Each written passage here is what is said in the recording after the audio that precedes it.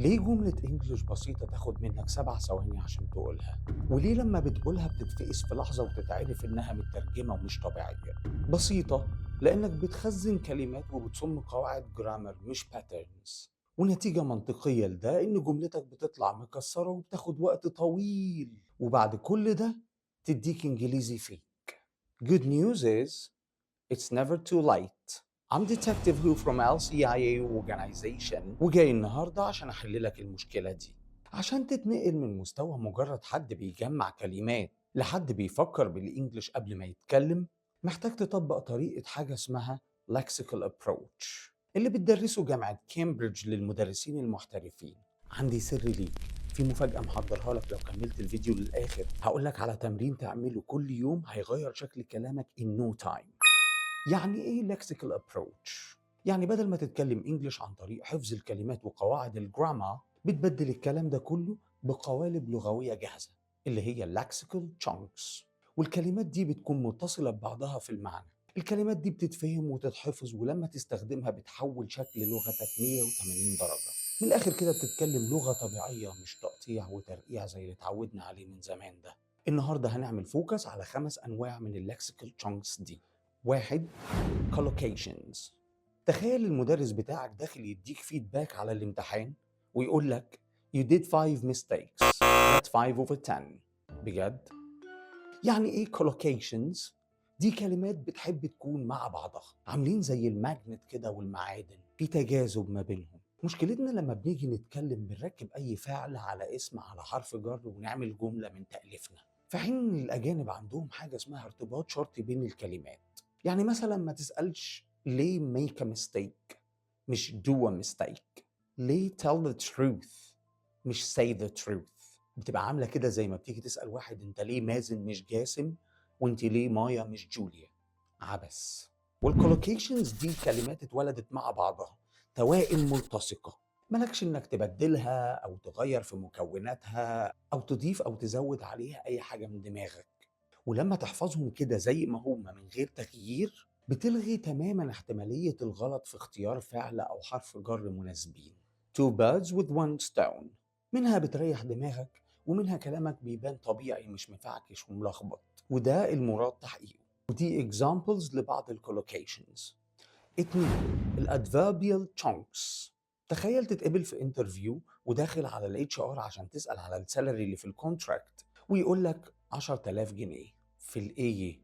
10000 جنيه في الايه. Listen, there's no salary. No, I was not aware of that. بتتبرجل وتتلخبط، وممكن كمان تمضي ويعاني تشكره على الكرم الزايد بتاعه ده. كل اللي كنت محتاجه في الموقف ده هي شوية لحظات تفكر فيها في الرد المناسب بس. وهنا يجي دور الادفيربيال chunks، واللي وظيفتها الأساسية إنها تفرش للجملة بتاعتك. مش بس كده، بتدي لك شوية وقت كمان تفكر هتقول إيه وتكونه في دماغك. وبرضه بالنسبة للمستمع بيتهيأ للي هيسمعه. يعني لما تبتدي كلامك to be perfectly honest، انت كده بتعرفه ان اللي جاي ده رأي شخصي وصريح، غالبا بتفرش لكدبة. ولما تقول all of a sudden، معناها اللي جاي ده مفاجأة، حاجة مش متوقعة خالص. الادفيربيال chunks دي هي اللي بتخلي الانجليش بتاعك في روح الفلو، مش مجرد رص الجمل وكلمات ورا بعض. ودي بعض الاكزامبلز لادفيربيال chunks. بالنسبة لحوار الاتش ار ابو 10000 ده، غالبا هيكون ردك to be perfectly honest that's challenging but rewarding. مش قلت لك كداب؟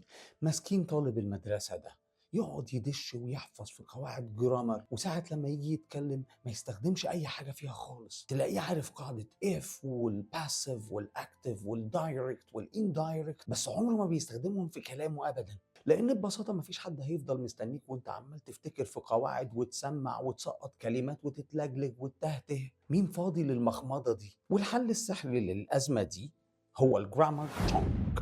خلاص عرفنا chunk هي مجموعة كلمات مع بعضها، فأول ما تشوف الجرامر chunk ده على بعضه حاول تفهم استخدام الchunk ده من السياق أو الموقف بتاعه. بعد كده هتحفظ التكوين مع البروناونز المختلفة. الchunks دي هي اللي هتفكرك أصلا بالجرامر رول، وهتلاقي نفسك بتسقط بس وتغير كلمات بشكل سريع وسهل. ايه لازمتها لما تعرف مسمى الفورم ده ان ده البريزنت بيرفكت كونتينوس، وتكوينه subject plus have or has plus been blah blah blah. ده الطريق البطيء والصعب. الطريق السهل انك تاخد التنس ده متكون جاهز وتقعد تغير بقى في الكلمات اللي جوه، الفيرب على السبجكت على هاف او هاز. ما خلاص انت حفظت الفورم من الاكزامبل اللي مديهولك ده اوريدي. مش بس كده، وكمان فهمته، يعني عارف هتستخدمه امتى. فchunks للتنس ده: I've been watching, I've been studying, I've been meaning to.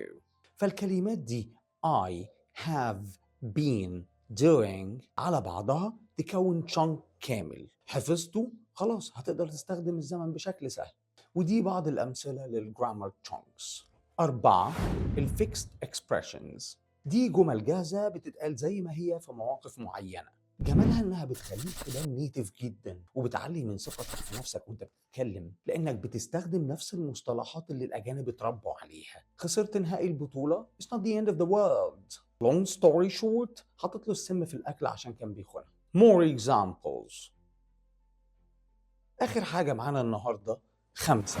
الديسكورس ماركرز. ودي عاملة كده زي اشارات مرور الكلام. وظيفتها هي ترتيب وربط الافكار ببعضها عشان اللي بيسمعك ما يتوهش منك وانت بتتكلم. ريل استيت ايجنت بيكلمني وقعد يوصف في فيلا في العاصمه وهري كتير، وانا بعدتي ما بحبش اكسف حد، لحد ما اوصل في الاخر on the top of that it's super cheap just 300 million pounds. انا excuse you. المهم جه في بالي 300 مليون شتيمه عشان ارد عليه، بس قلت اختصرها وقلت in a nutshell you're crazy to think that I have 0.000000001 of this freaking money. من غير الروابط دي كلامك هيبان اكنه جمل كوبي بيست كده من غير اي لينك بينها وبين بعضها. الشانكس دي بالذات هي اللي بتبين قد ايه انت شخص منظم وعارف كويس انت عايز تقول ايه وازاي.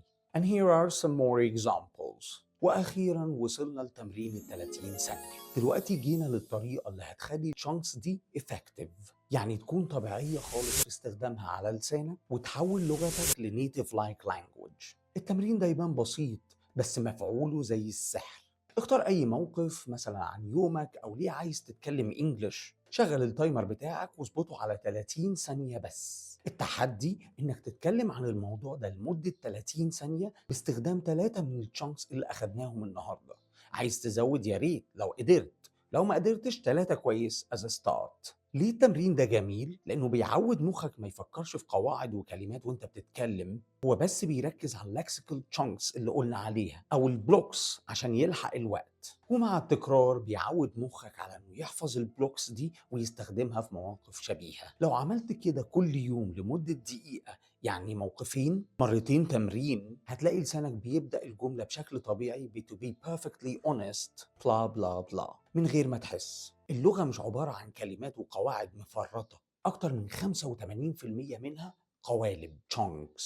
لو الحلقة فادتك اعمل لايك وسبسكرايب وقول لي ايه اكتر chunk حبيته. ليه مستواك واقف عند المتوسط وتحت المتوسط ومش حاسس بأي تقدم رغم انك بتمارس انجليش كل يوم؟ This was Detective Who English Decoded.